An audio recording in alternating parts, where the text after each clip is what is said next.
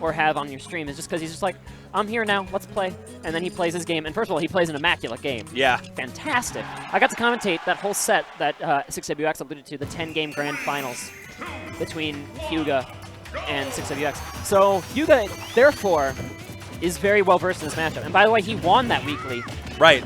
Important to note. He did come out on top versus 6WX. Let's see if Seagull Joe has something in the back pocket versus Toon Link. Oh, dropping right down onto the sword, though, is not something that you want to put in your back pocket. That'll hurt your bum. That will hurt your bum. They'll give you a sore bum.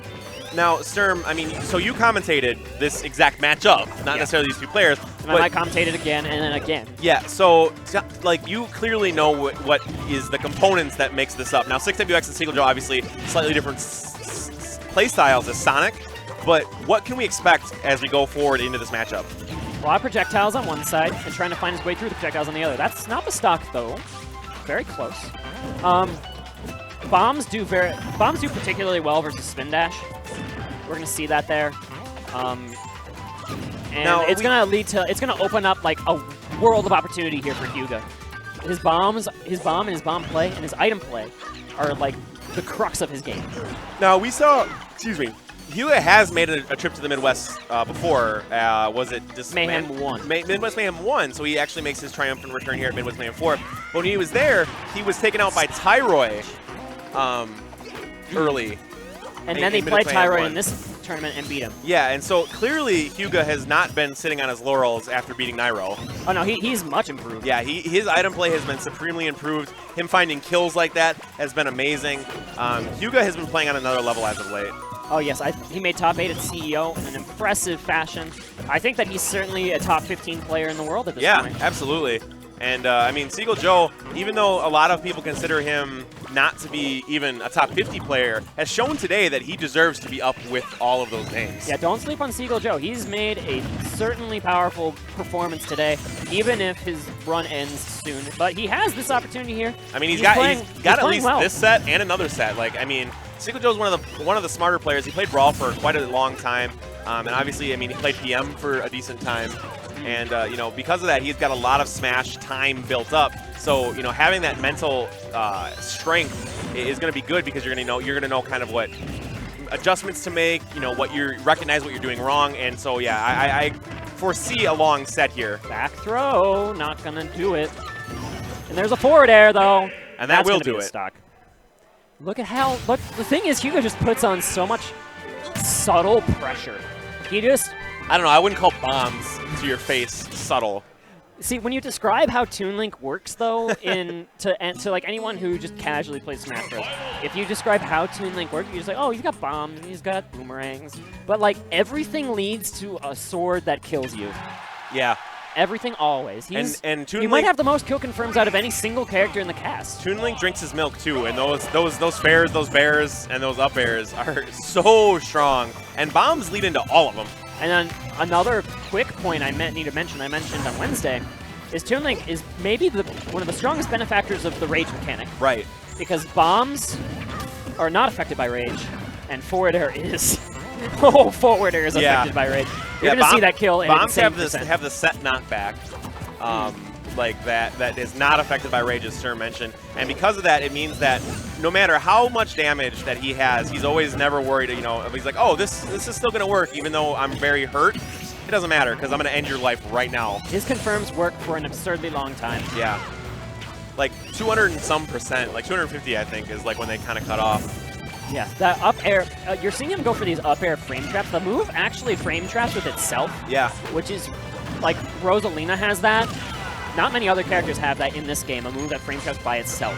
So now, that's super interesting. To call back another matchup that Seagull Joe had earlier today, when he was playing Zenotto, one thing that Seagull Joe did incredibly well was control the projectile game. Like, every time that Zenotto would have a banana out, Seagull Joe would become in possession of it. He would steal it away, he would intercept it, and not let him get anything off of it. Throwing the bomb up and then up air. And so I think everything works. I think the key to this matchup for Joe is going to be trying to do that similarly, trying to, you know, dodge the boomerang, dodge the arrows, and control the bombs when he can and use them to his own advantage because... Great back air there. He turned around perfectly just to place it right in that little spot where he didn't expect it to be.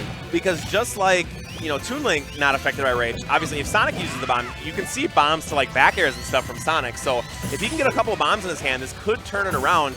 He's not going to have to rely on these back airs always to kill by themselves. We'll see if he can get that item control here. But Hyuga has just been immaculate with his items. Yeah, it's been a kind of a clinic on how to use items as Toon Link.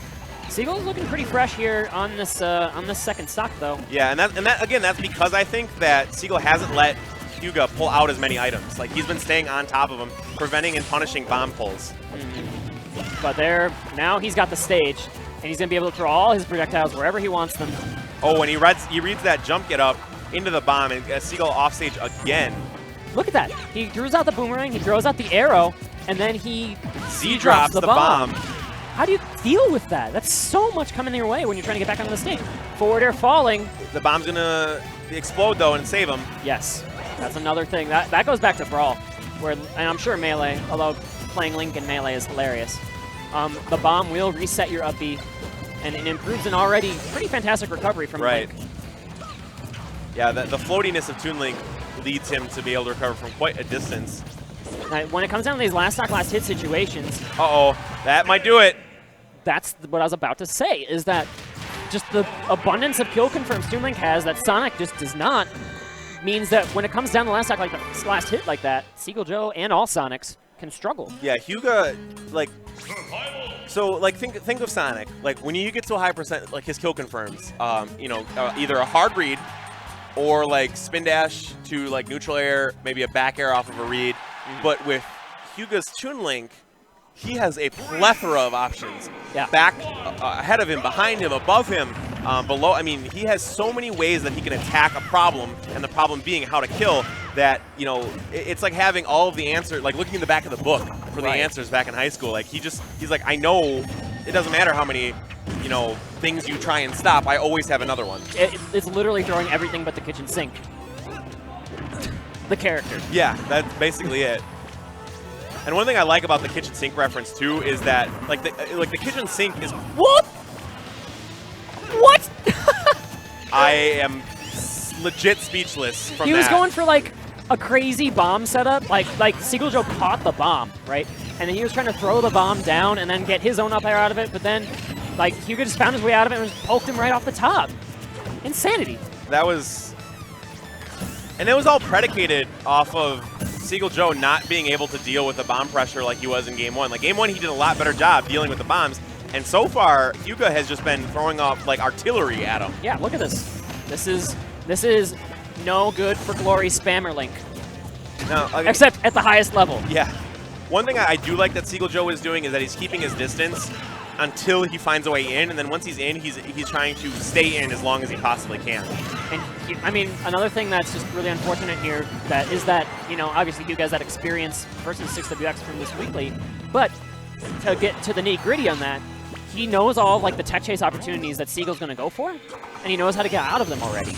And that's kind of where Sonic can get some mileage, is if he can tech chase you for a while. Yeah. Like when Sonic gets in, he's not able to keep the chain going, you know? Right. And Spin Dash eats that boomerang, almost gets in, but another bomb can kill. Hyuga getting up that shield, and wow. Hyuga making it into Winners Finals in a really dominating fashion. 30 in a handshake. Hyuga looking clean right now. Like, not even like he clean, knows the matchup. like Mr. Clean, like squeaky clean. Senor Clean. Yeah, Dr. Clean. He got his PhD. Dr. Clean. Ho, ho, ho. All right, Ally is coming up here. I think we're going to...